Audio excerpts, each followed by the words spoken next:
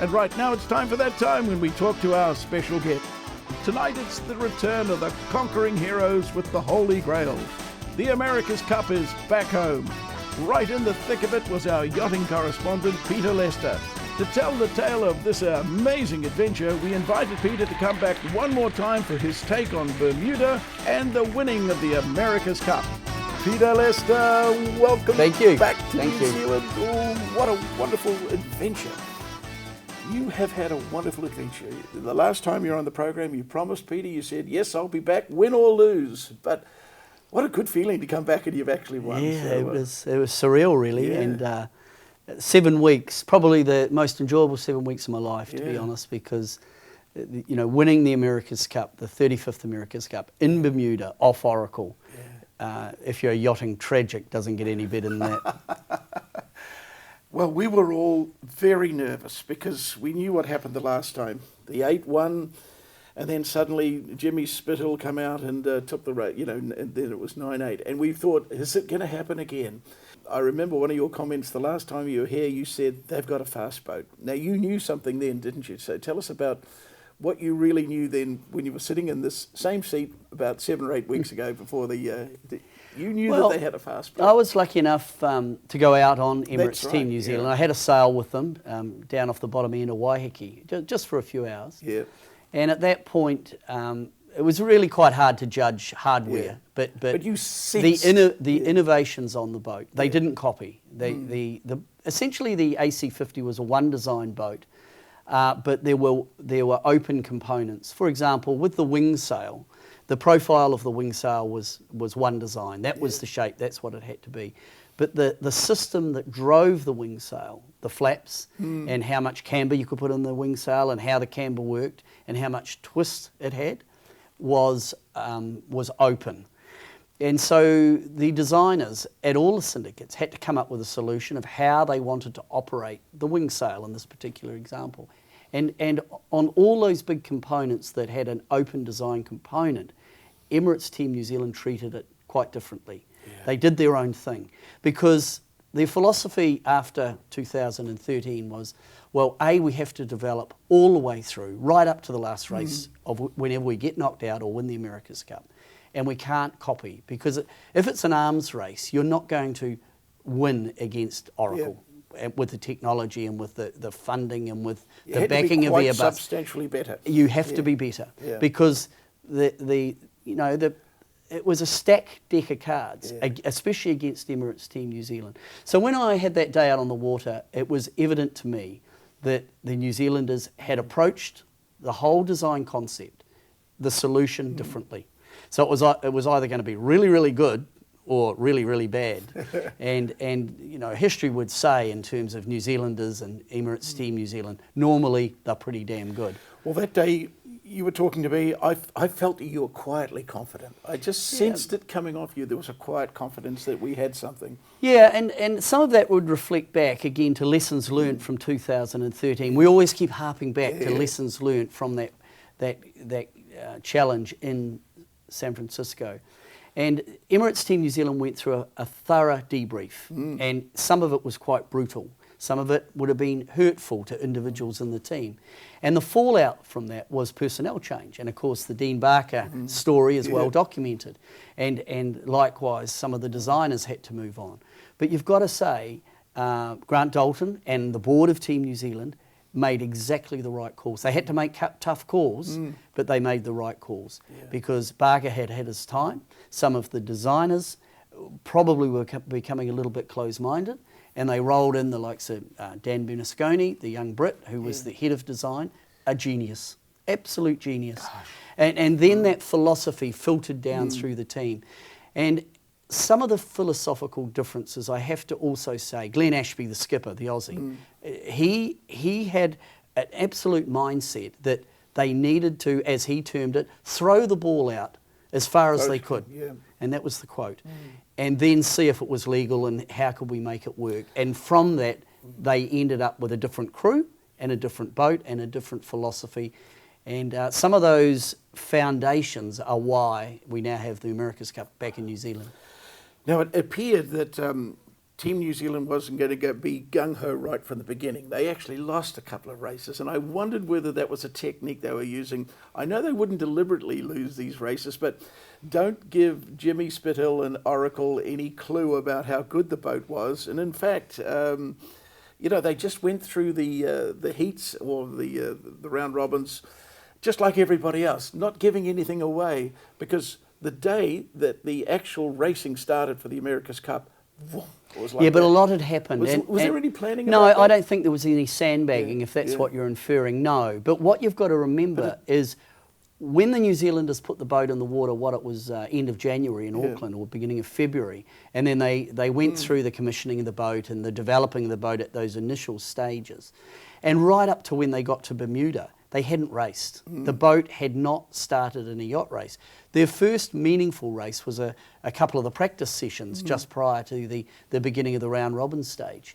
So they were always under-raced. But you just knew with the talent that was in the New Zealand team, led by Glenn Ashby and Burling and Took and the guys, that once the racing component came, they would make mistakes. But there was only one thing that was going to happen. If they could stay in the regatta and win the Louis Vuitton Cup, they were going to be formidable in the America's Cup, and that's what happened. And their ability to learn. Another rap, I've got to say, I thought Ray Davies and Murray Jones, who were the coaches, slightly different briefs, but they were the two guys who were instrumental in terms of post-race debriefing, helping Peter Burling and Glenn Ashby in terms of analysing, especially starting top third of the racetrack, top mark roundings. And there were issues in those areas early on. But you just know the longer they stayed in the Louis Vuitton Cup, there was only one thing that was going to happen, and those young guys were going to get better and better. By the time it got to the America's Cup, I thought they had a decided advantage in terms of their boat handling, their seamanship around the racetrack, and their racecraft over Jimmy Spithill. The fact that Oracle got into the final with one race up their sleeve, that one point that they had, I thought, I wonder if that's a technique that they're using. Don't let Oracle think that we're too good. Just let Oracle win a couple. No, I don't think. I don't think that was a feeling. Yeah, I had, well, a lot of people have said that. Yeah. No, I don't think that was the case. And in fact, ambushed them. In fact, that point that Oracle had. Now, remember, they still had to win 7 races. Yes, that's the America's Cup. It meant that Emirates Team New Zealand were on -1, so they had to win 8 to win the Cup. And of course, that came about over the America's Cup World Series, which was the build-up event that had happened 4 years prior. And the reward for Oracle is that they came out of that World Series event higher than Team New Zealand, and they were the top qualifier through that crazy situation where the defender was in the Louis Vuitton Challenger Series.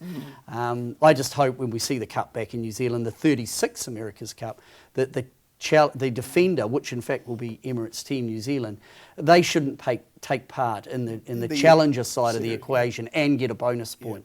But of course, when you have the America's Cup, you make the rules, and we sit here eagerly waiting for the protocol, the rules for this next America's Cup. Now, we'll get back to the racing, but Bermuda. Tell me, you arrived, it's a long trip to Bermuda? Yeah, we went How long does it take to get there? It was like nearly, for us going up was 36 hours, coming back was a little bit shorter. So you fly to... Houston, we went Houston, Philadelphia, stayed the night, and then out to Bermuda, which was 2 hours from Philadelphia. And it really is a beautiful place. Wow. It's a stunning island. It's beautiful. You know, right in the middle of summer. It's an atoll in the middle of the Atlantic.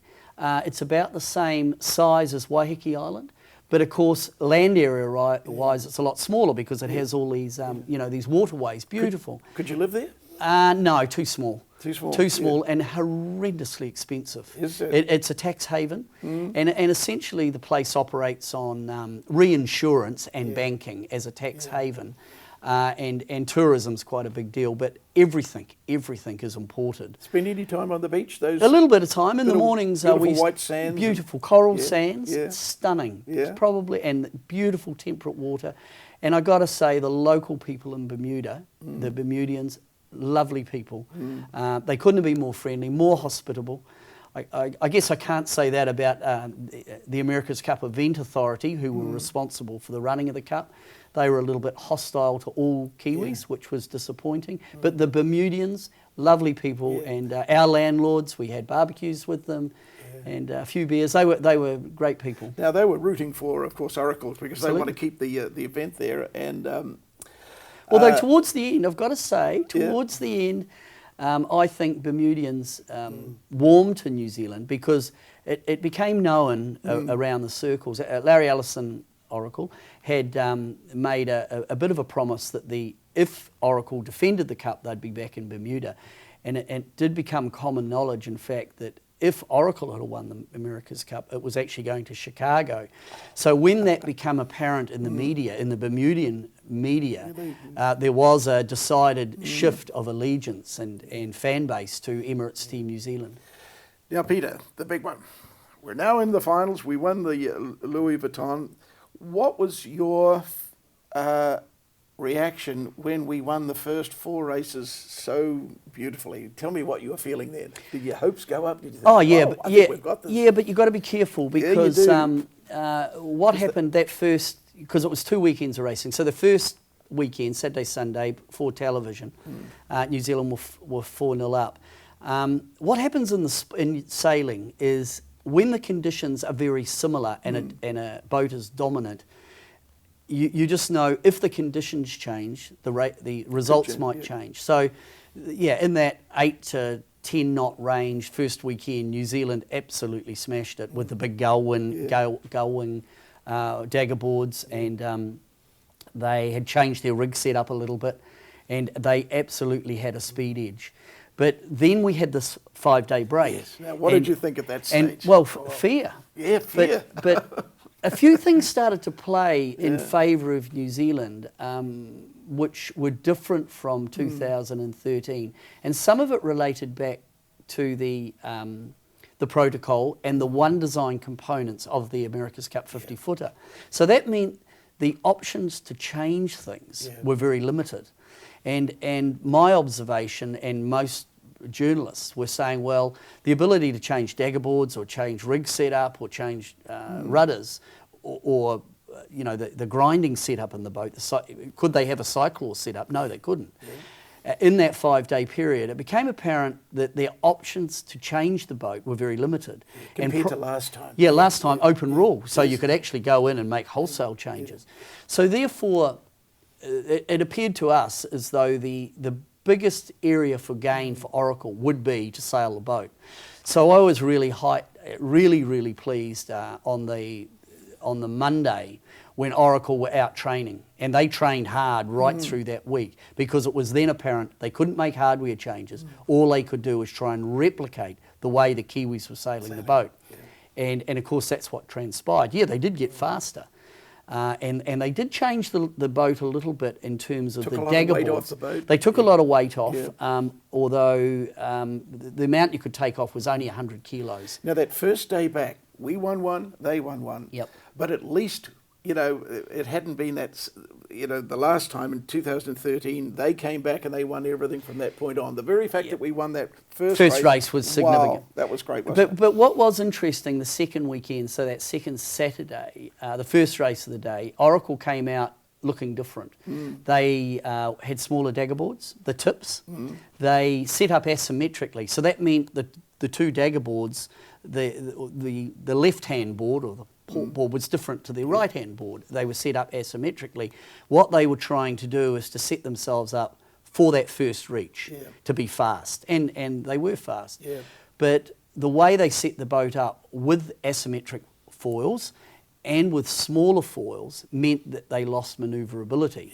So it's never a free lunch. So they needed to make the boat go faster. That was the learning from the first weekend. But in doing so, the boat was hard to control. And New Zealand won that Saturday morning first race, or Saturday afternoon first race. The second race, New Zealand were dominant. And the only reason they made a mistake. So even though that was disappointing, they didn't get beaten by boat speed. They got beaten by a mistake that the Kiwis made. We didn't see that mistake again. And then we went on, clean, well, after that clean slip. Wonderful feeling. So tell me, Peter, your feelings that day on the last race when won the America's Cup. Where were you? What were you doing? How did you feel? Did you throw your hat into the air? Yeah, the last day. But for me, the last day was wonderful, and the way they won it, they came from behind. But really, the writing was on the wall. My turning point, I'll just come back a little bit, was actually on the Monday. So Monday Bermudian time. Yeah. So they raced Saturday, and it was one each. And then on the Sunday, New Zealand won two races. Yeah. Then on the first race on the Monday, which it was now 6-1. So it's 6-1. Yeah. So race 7 for us, I went. This is phenomenal, because what happened there, if you remember, pre-start, Burling was to leeward of Oracle, and Spittle made a mistake. He did one extra turn. That meant our boat was bow forward, and I thought the fuse was broken. And I thought it was psychologically. When you looked at the body language of Spittle and Slingsby, they looked over at Burling and Tuke and Ashby, and I thought that was it. So the last race was really putting the dagger into the heart. But I thought the defining race was actually the day before for me. But the last race, I mean, it was sheer elation to come from behind. Remember, they went round the mark, Kiwis behind, we out-jibed them. Oracle went back to bigger tips on the foils again. They went to 0.9 square metre foils. And the New Zealand boat, to be honest, had more manoeuvrability and more straight line speed. And once the boats jibed, New Zealand went over the top. That was it. It was all wonderful. over. So now we're going to go back to last week, last Thursday. It was raining, of course, but you were coming down Queen Street, and tell me your thoughts and feelings on that wonderful day to back home in New Zealand. You had a good trip home? Yeah, it was okay. I mean, it was a good trip home, because what was interesting, again up there, so the last night the boys came in, and I read in the paper that they had this swanky party. I can tell you it was no swanky party, because it was almost surreal. Yeah. So the boat came off the water, they had the big press conference, and Grant Dalton took the America's Cup. And of course, there's a whole bunch of history about the Cup, 166 years old, oldest sporting competitive trophy.